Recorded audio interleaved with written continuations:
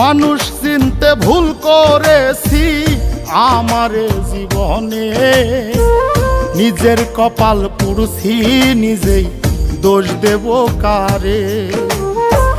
তাই তো নিজেই জ্বলছি হাইরে কাউরে বলি না, স্বার্থ ছাড়া একটা মানুষ খুঁজা পাইলাম না।